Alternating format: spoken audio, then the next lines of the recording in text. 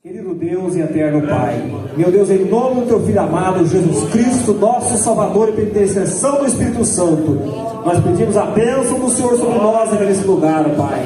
Ó Pai eterno, Deus santo, Deus poderoso, traz a bênção do alto, ó Pai querido, usa dentro do Teu céu, como o Senhor tem usado, ó Pai, para transmitir esse recado do céu, Deus querido. Ah, meu Deus, transforma a vida, salva, cura, liberta. Pai querido, nós pedimos mesmo, em nome de Jesus, Senhor. Amém. Pedir que vocês abram suas Bíblias na carta que o apóstolo Paulo escreveu a Tito, no capítulo de número 2, versículo de número 11. Carta de Paulo a Tito, capítulo de número 2, verso de número 11. Nós estamos aqui com a versão Almeida Corrigida Fiel.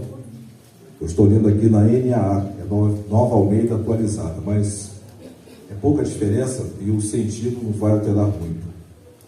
Amém? Todos acharam?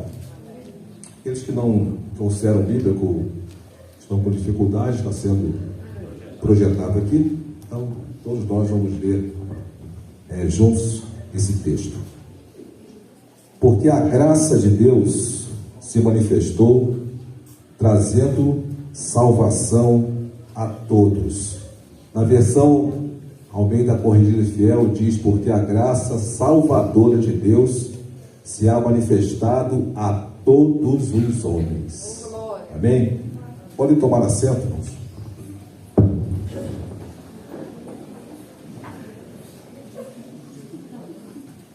Irmãos, para mim é uma honra estar aqui nessa noite.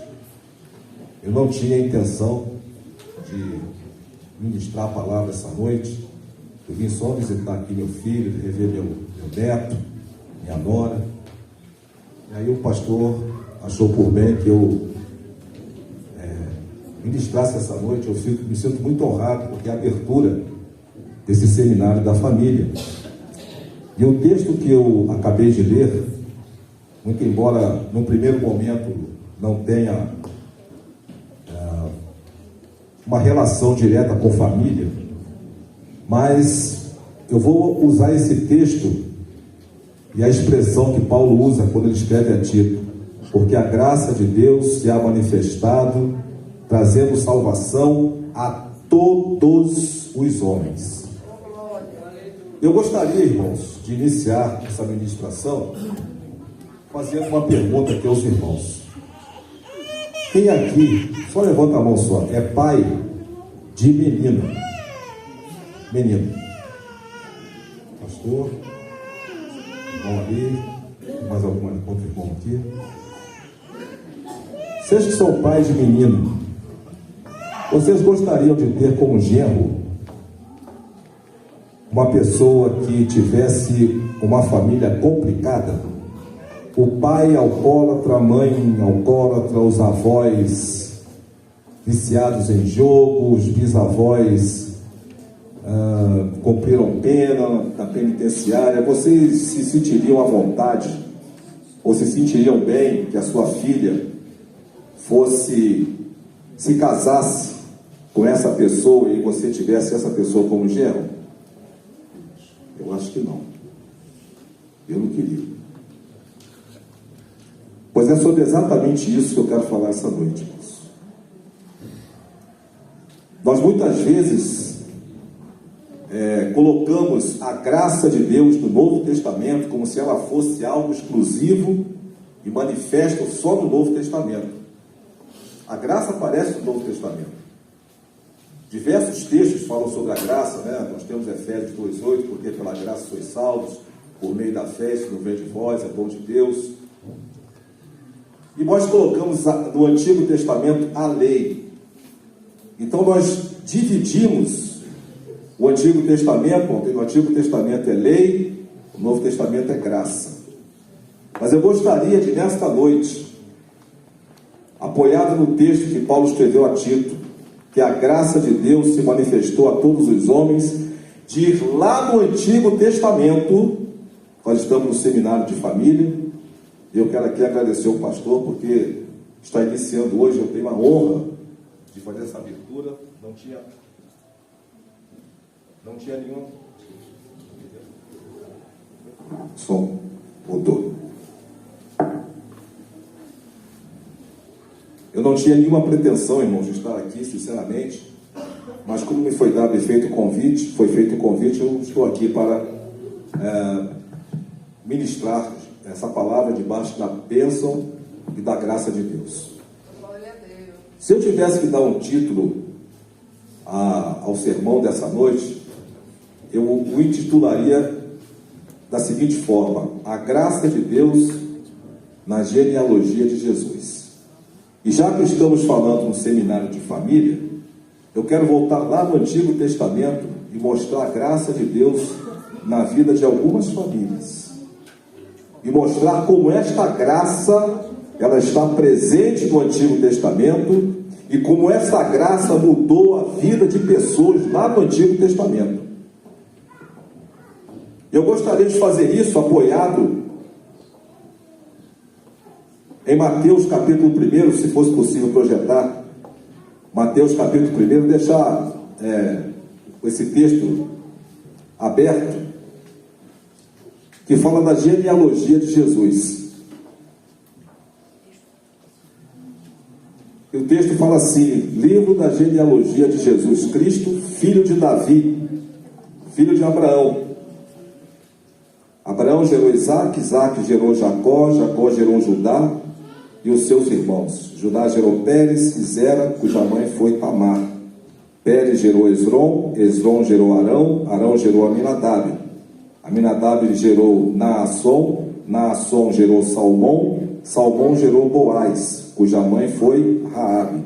Boaz gerou Obed, cuja mãe foi Ruth, e Obed gerou Jessé, Jessé gerou o rei Davi, e o rei Davi gerou Salomão, cuja mãe foi aquela que tinha sido mulher de Urias. Só até o verso 6. Muitas vezes a gente fica assim, quando a gente lê genealogia, a gente fica assim: meu Deus, mas genealogia... A gente gosta de ler aqueles textos assim que mexem com a gente, né? Como a descida do Espírito Santo, lá em Atos capítulo 2, cumprindo-se o dia de Pentecostes, desceu o Espírito Santo. A gente sente assim, a leitura parece que entra assim dentro da gente, né? Ou então a gente lê lá em Apocalipse: ele enxugará do seu rosto toda a lágrima, nunca mais terão fome, nunca mais terão sede, nunca mais serão perseguidos. São textos, irmãos, que são gostosos de ler, que a gente sente prazer. Mas normalmente, genealogia, a gente fala: meu Deus. Mas, irmãos, Paulo diz que toda a Escritura é divinamente inspirada, inclusive a genealogia. E dentro dessa genealogia, eu gostaria de mostrar algumas pessoas, algumas famílias, em que a graça de Deus se manifestou. A primeira pessoa, o primeiro personagem, está no versículo de número 2. Abraão gerou Isaac, Isaac gerou Jacó, Jacó gerou Judá e seus irmãos. Aliás, verso 3. Judá gerou Pérez e Zera, cuja mãe foi Tamar. Quem era Tamar? Tamar era a nora de Judá. Em Gênesis capítulo de número 37, começa a história de José. Aí no capítulo 38 você tem um parênteses, que vai falar justamente sobre a história de Tamar e Judá. Aí a história de José é retomada no capítulo 39 e vai até o final do livro de Gênesis, no capítulo 50. Quando você vai olhar a história de Tamar, ela foi nora de Judá, que era filho de Jacó. Judá tinha 3 filhos. O primogênito era o segundo Onã e o terceiro Selá. Judá casou seu filho com essa mulher chamada Tamar. Que era o filho primogênito de Tamar, se casou com que era o filho primogênito de Judá, se casou com Tamar, e ele foi mau aos olhos do Senhor. A sua conduta foi uma conduta perversa, má, pelo que o Senhor exterminou da face da terra.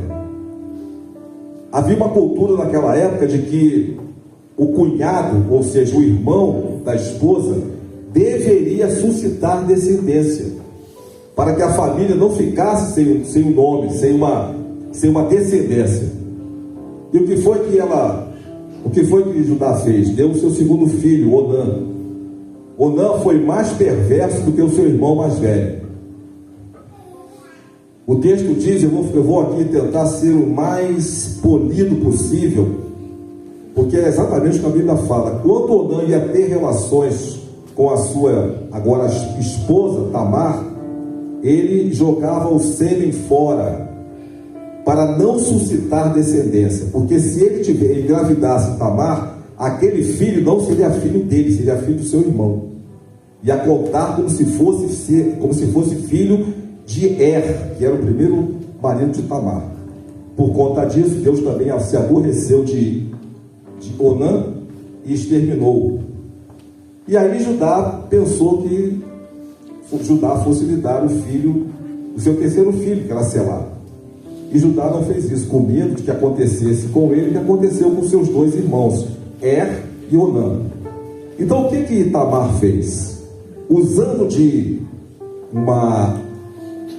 imaginando um plano ardiloso, ela se faz passar por prostituta, e quando Tamar vai a uma determinada cidade, ela está na porta da cidade como se fosse prostituta. Judá a vê, não a reconhece como sua nora, e deita-se com ela, e ela concebe.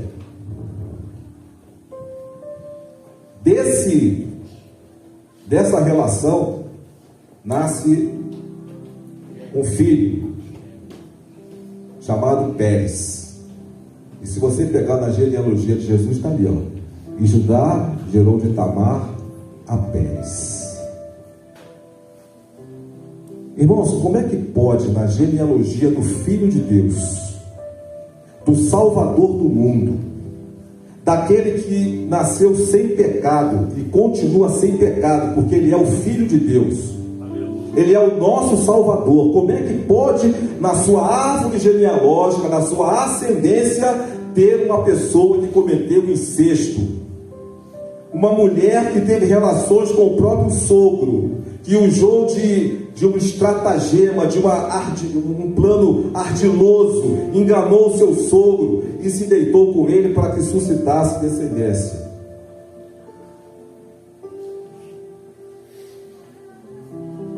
Pérez está na ascendência de Jesus.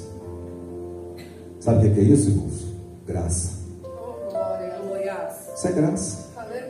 Glória a Deus. A graça de Deus se manifestou não só no Novo Testamento, mas a graça de Deus ela retroage na história e vai lá no Antigo Testamento e se manifesta às pessoas daquele lugar, mostrando que Cristo não faz distinção nem acepção de pessoas.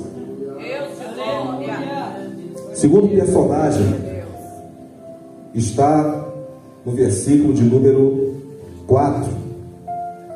Arão gerou Aminadab, Aminadab gerou Naasson, Naasson gerou Salmão. Perdão, está no verso de número 5. Salmão gerou Boaz, cuja mãe foi Raabe. Quem era Raabe, irmãos? Uma prostituta. Quando a Bíblia se refere a Raabe, ela coloca um aposto, né?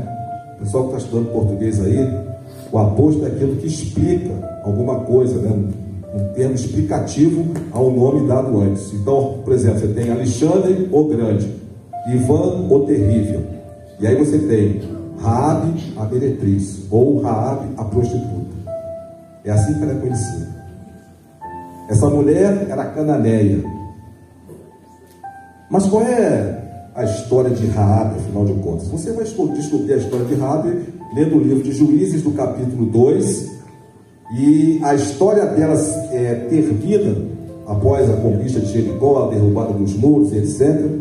No capítulo 6, verso 25, quando diz que então Raabe passou a morar junto com os israelitas. Ela foi inserida da nação de Israel, passou a fazer parte do povo de Israel. E aí, dessa inserção, né, uma vez que ela está fazendo parte do povo, ela teve relações lá, e aí ela aparece no versículo de número 5, Raabe, a meretriz. Qual é a história de Raabe? Ela acolheu os espias. Josué havia mandado espias para investigar a terra, né? O serviço de inteligência do exército de Israel estava funcionando.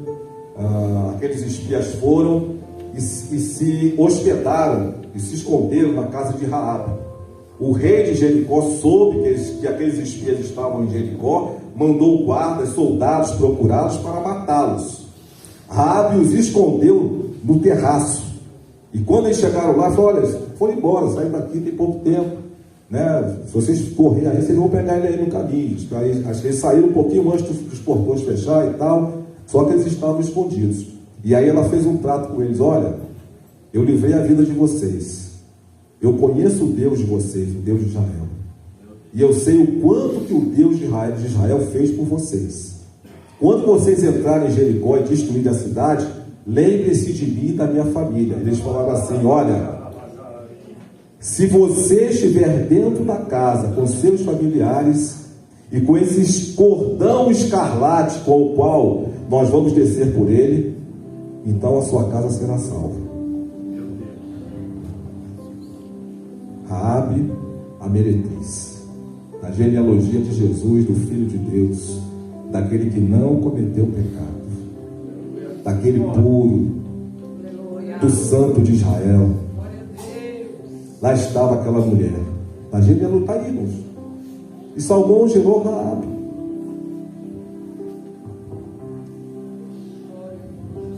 Quando eles invadiram Jericó, o muro caiu. Os irmãos conhecem a história, cercaram o muro 7 vezes e tal, o muro caiu. Eles foram lá na casa de Raabe e salvaram Raabe e a sua família. O sinal era o fio escarlate. Aqueles fios escarlate, irmãos, têm um significado profundo. Escarlate quer dizer vermelho. Vermelho nos faz lembrar de sangue. E sangue nos remete ao sangue do Senhor Jesus, vertido na cruz do Calvário, para salvar todo aquele que crê. Todo aquele que crê. Ainda que Raabe não tivesse, nem desconfiasse, nem tivesse imaginação de que Jesus ia ser um dos seus descendentes e tal, ela nem sonhava com isso. Mas Deus é um Deus que planeja todas as coisas. A história está no controle de Deus, a história está nas mãos de Deus, a nossa vida está nas mãos de Deus, as nossas famílias estão nas mãos de Deus, tudo está nas mãos de Deus, e Deus faz conforme o seu propósito.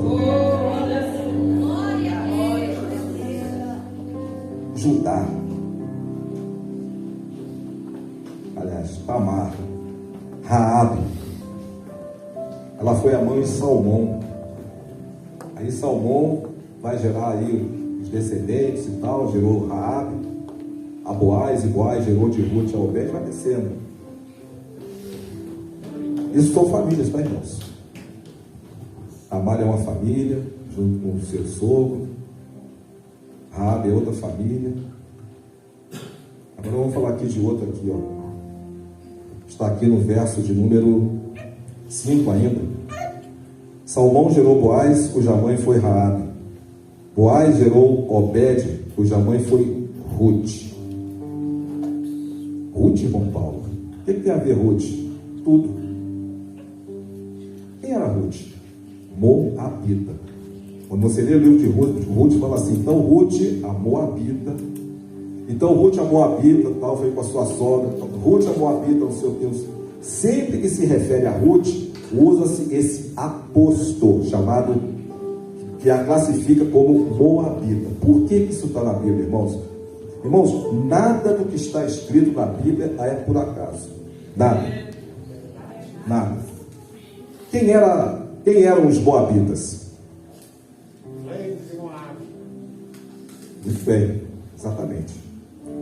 Mas a gente vai descobrir isso lendo o livro de Gênesis, capítulo de número 19, verso 37. Quando Ló sai de Sodoma e Gomorra, com a sua esposa e seus filhos. A esposa se transformou numa estátua de sal, e foram salvos apenas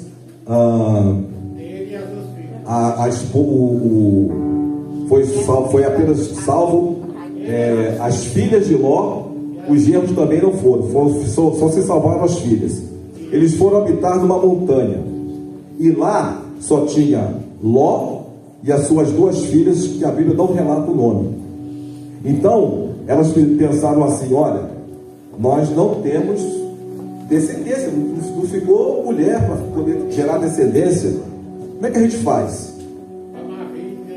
E aí ela, a filha mais velha, deita-se com seu pai e engravida do próprio pai. Ela embebedou Ló. Ló ficou bêbado, ela se deitou com o próprio pai e cometeu aquilo que a gente conhece como incesto. Dessa união que Deus abomina, se você ler o livro de Levítico, ele fala que não se deitará, né, com a sua nora, nem com seu pai, com a sua mãe, a confusão, isso é abominável ao Senhor. Dessa união incestuosa, proibida pela Bíblia, nasce um bebê cujo nome é Moabe. Irmãos, é interessante na Bíblia que quando você tem alguns nomes, eles evoluem para uma nação, como por exemplo Jacó. Jacó, irmão Esaú, irmão de Jacó, ele foi crescendo, foi prosperando, foi se multiplicando, e aí você tem os edomitas, que habitam nas montanhas de Edom. Os edomitas nada mais são do que descendentes de Esaú. Então você vê o nome edomitas, você pode logo pensar em Esaú. Assim como os moabitas, Moabe foi crescendo, casando e tal, prosperando, multiplicando, e aí surgiu a nação dos moabitas. Os moabitas fizeram oposição sistemática a Israel. Quando Israel vinha saindo do êxodo, passando, quando foi liberto do cativeiro do êxodo, eles pediram para passar por Moabe, o rei de Moabe não permitiu. O rei Balaque, que era o rei de Moabe, alugou um profeta, quis pagar honorários ao profeta. Vocês sabem da história do profeta Balaão, filho de Beor, está lá em Números capítulo 22, 24, 25, para amaldiçoar Israel. Então Moabe sempre foi o povo que fez oposição a Israel. Ele abençoou. E aí o que acontece? Dessa nação chamada Moabe nasce Ruth, Moabita. E a história de Ruth, irmãos, é interessante porque havia uma fome em Israel. Você vai ler isso no livro de Ruth, capítulo 1, e ela sai com a sua sogra, Noemi, o seu esposo, o esposo de Noemi, Emeleque, e os dois filhos de Ruth, que eram Malom e Quislom, se casaram com duas mulheres moabitas. Uma delas era Ruth e a outra era Orfa. Morreu o marido de Ruth, Emeleque, e morreram os dois filhos de Ruth, e ficaram só as duas noras. Elas falaram, a Ruth falou: olha, eu vou voltar para Israel, porque agora parece que o Senhor se lembrou da nossa nação, e agora tem pão, né? Eles tinham vindo para Moabe por causa da fome que acontecia em Israel. E aí, quando ela vai voltar para Israel, ela estava em Moabe, as duas noras sobram, tanto Orfa como Ruth. Só que Orfa depois se afasta, ela não vai com a sua nora, com a sua sogra, perdão. Apenas Ruth fala assim. E aí nós temos um versículo que é muito usado em casamento, mas esse versículo ele está demonstrando a conversão de Ruth ao Deus da sua sogra Noemi, ao Deus de Israel. Ela fala assim: aonde quer que tu fores, irei eu, e onde quer que tu pousares, eu pousarei também. O teu Deus é o meu Deus, e o teu povo é o meu povo, e que nenhuma outra coisa a não ser a morte me separe de ti. Isso é conversão. Ela se converteu, Deus de Israel. E aí ela vai para Israel, e a sua sogra, Noemi, vai orientando ela conhece Boaz, que era um remidor, um homem muito rico, né? Encurtando a história, ela se casa com o Boaz e tem, então, esse casamento, ela tem um filho, né? Ela foi mãe de Obed, e esse Obed foi pai de Jessé, e esse Jessé é o pai de Davi. Então, resumindo, Ruth foi a bisavó de Davi, que é a ascendente de Jesus, a Moabita. Mas, irmão Paulo, uma mulher Moabita, um povo que detestava Israel. Sabe o que é isso, irmãos? A graça de Deus se há manifestado a todos os homens. A graça de Deus foi lá no Antigo Testamento. A graça de Deus foi lá no meio dessas famílias complicadas, desajustadas, e a graça de Deus trabalhou nessas famílias, e dos membros dessas famílias quis Deus que eles aparecessem na genealogia do seu filho. Isso é graça, irmão. Essa genealogia de Jesus em Mateus capítulo 1 é uma demonstração inequívoca da graça de Deus. Essa graça que transforma, essa graça que muda, essa graça que modifica o homem.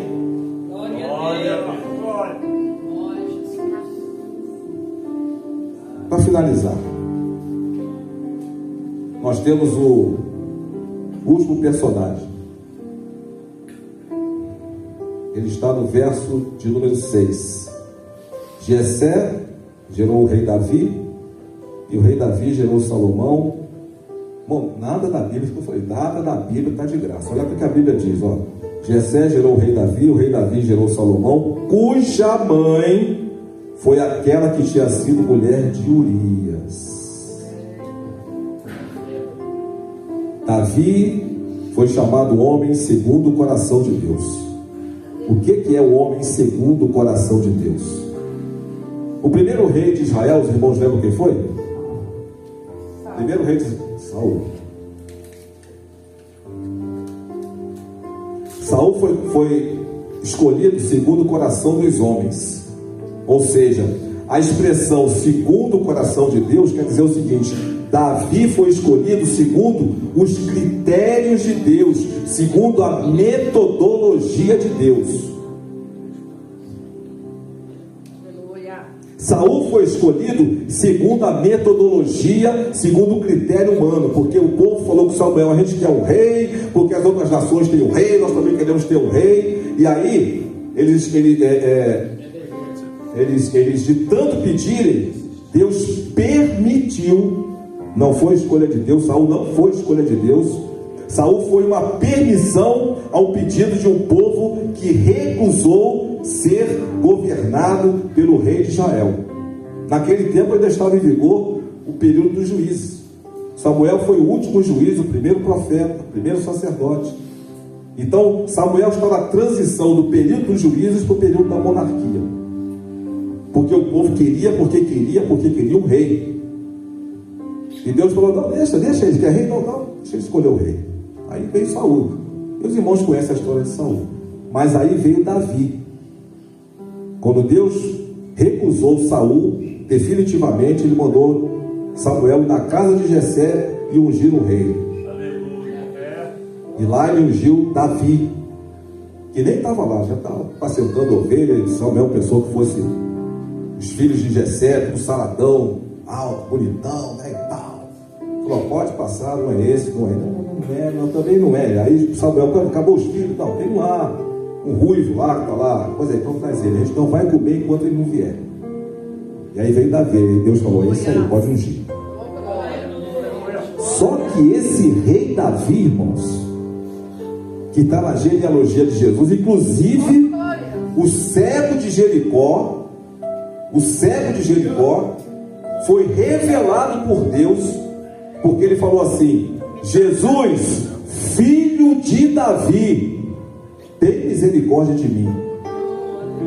Esse cego devia ter conhecimento do pacto davídico que Deus fez com Davi, no capítulo de número 7 do segundo livro de Samuel. Depois você lê em casa, 2 Samuel 7, quando Deus fala para Davi: nunca vai faltar rei no trono, o seu reino vai ser um reino eterno, perpétuo.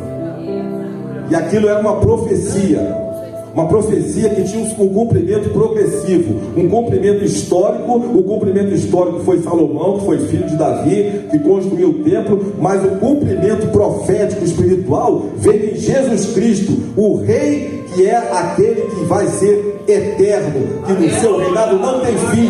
Por isso que o cego de Jericó falou: Jesus, filho de Davi, tem misericórdia de mim.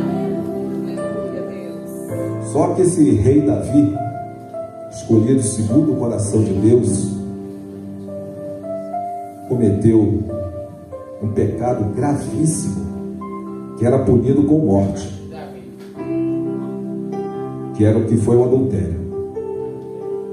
Irmãos, Davi se deitou com a mulher de um oficial, um homem de uma índole, sabe aquela pessoa que é o camarada irrepreensível, uma índole irretocável, um homem que não se podia falar isso aqui mal dele, que era Urias.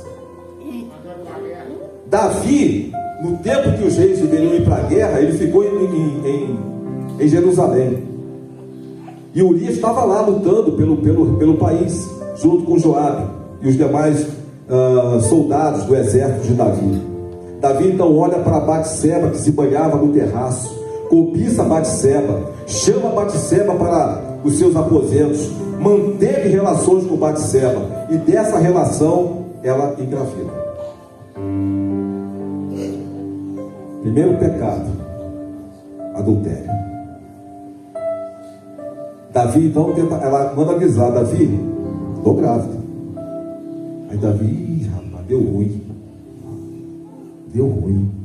O que eu faço? Já sei. Mandou mensageiros falar com Joabe lá na guerra: manda Urias de volta, manda ele vir para cá. Urias rapidamente voltou, se apresentou ao rei, e Davi: olha, faz o seguinte, Urias, vai para casa, fica lá, eu estou com vontade de dar uma folga, sabe, uma licença, você fica em casa, vai, pega a Batseba, né?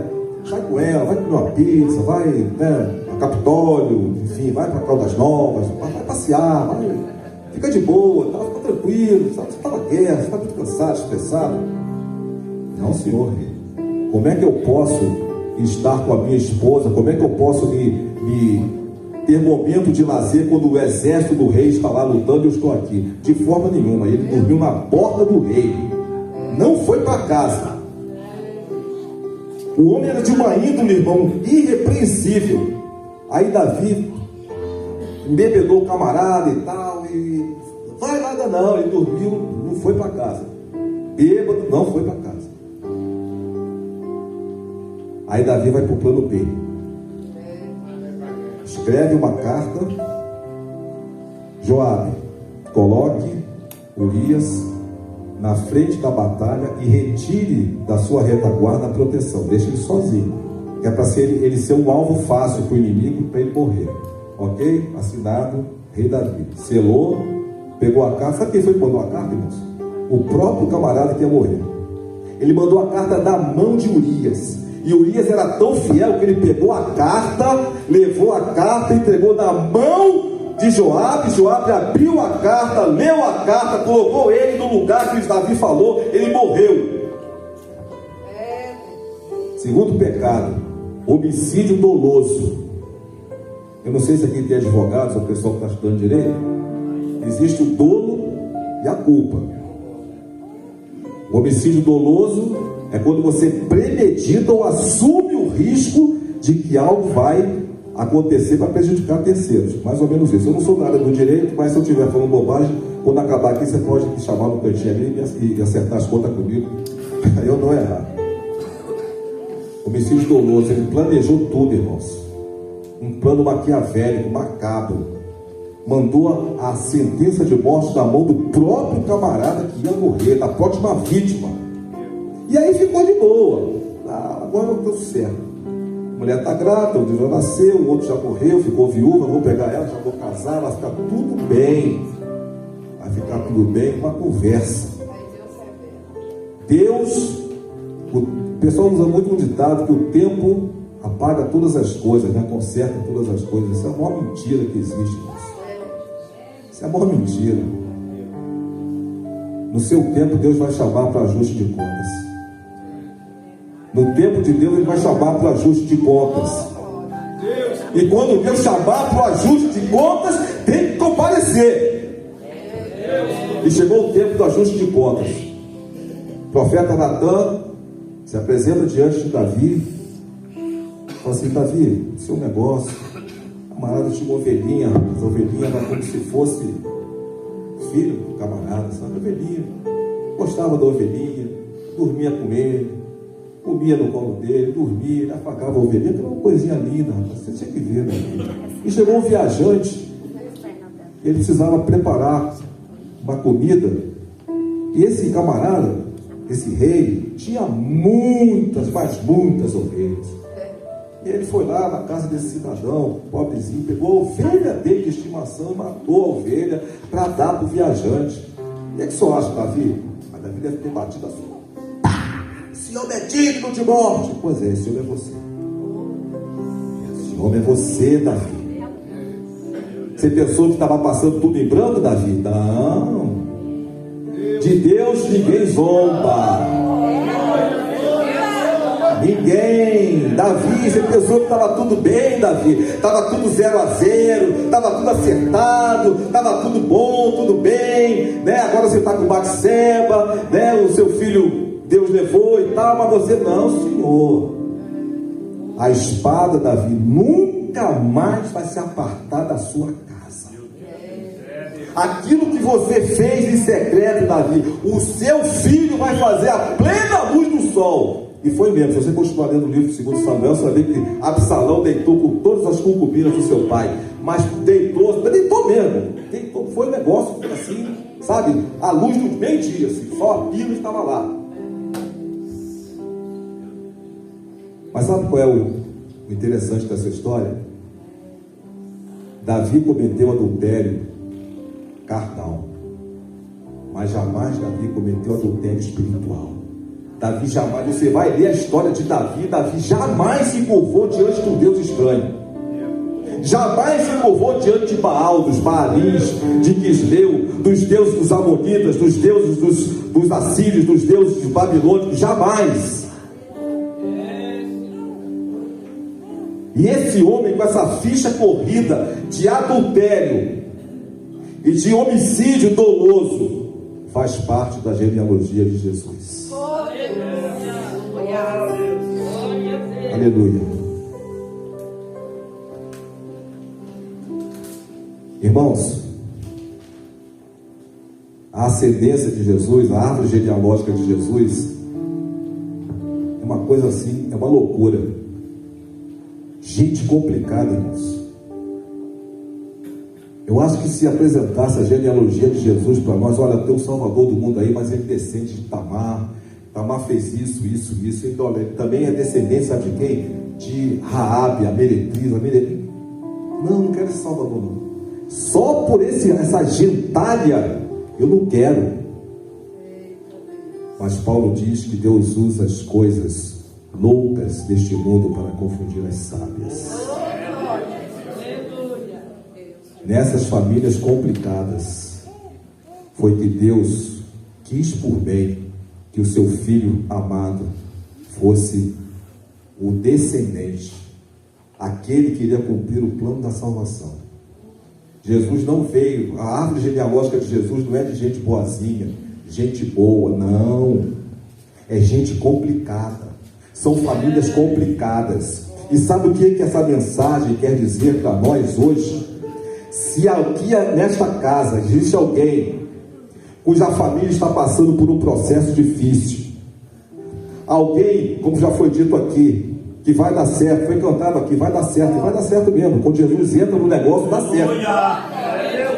Esse seminário da família que está começando hoje, Deus está dizendo, através da genealogia de Jesus, que foi mostrada em famílias complicadas, Famílias complicadas, irmãos. É incesto, é nora dormindo com o sogro, é prostituta, mas acima disso tudo está a graça de Deus. Paulo disse que onde abundou o pecado, superabundou a graça salvadora, a graça remidora de Jesus. Aleluia!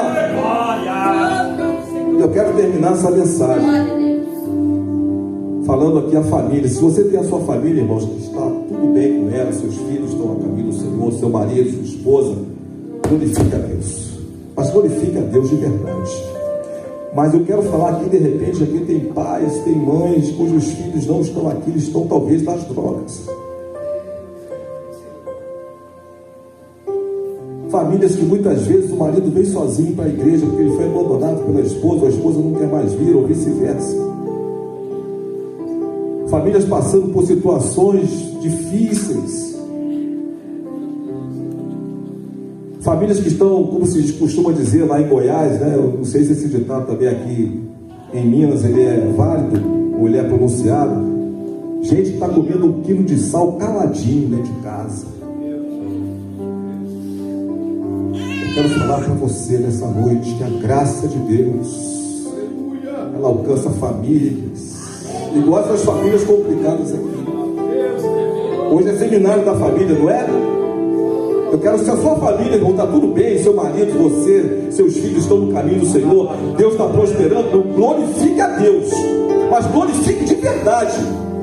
Agora, para você que está aqui sentado, ouvindo essa mensagem, e você está se lembrando do seu filho, da sua esposa, do seu marido, do seu neto, seja lá quem for da sua família, que está nas drogas, na prostituição, que está afastado dos caminhos do Senhor, você tem orado, talvez você tenha até desanimado, essa mensagem para dizer para você que a graça de Deus pode alcançá-lo aonde quer que esteja. Deus é perito em famílias complicadas. Aqui, irmãos, o exemplo é esse: tanta gente, Raabe, Tamar, Raabe, Meretriz, Davi. Eu gostaria dessa noite, irmãos, em nome de Jesus,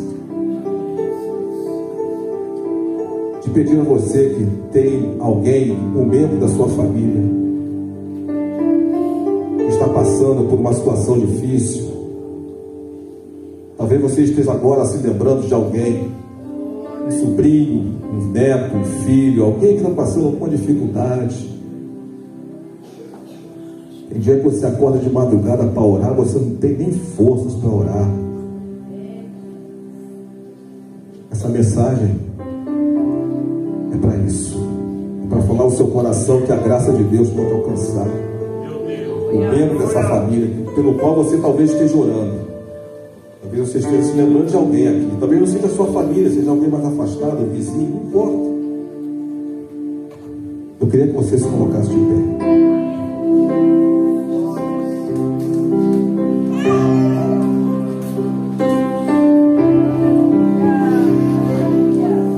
Deus é especialista em famílias complicadas. Nós acabamos de ver essa noite. E foi dessas famílias complicadas que Jesus veio. O simples fato dessas pessoas estarem na genealogia de Jesus indica que Deus é um Deus especialista em famílias complicadas. Eu não vou chamar ninguém aqui à frente para não constranger ninguém, não sei se é o costume da igreja, mas aí aonde você está, você que tem um membro da sua família que está afastado dos caminhos do Senhor, que você muitas vezes ouviu, olha, larga de mão, isso aí é caso perdido, pau que nasce torto, morre torto, mentira. Não morre torto não. Quando a graça de Deus alcançar eles, a graça de Deus salvadora a todos os homens, essa pessoa, esse membro da sua família vai voltar.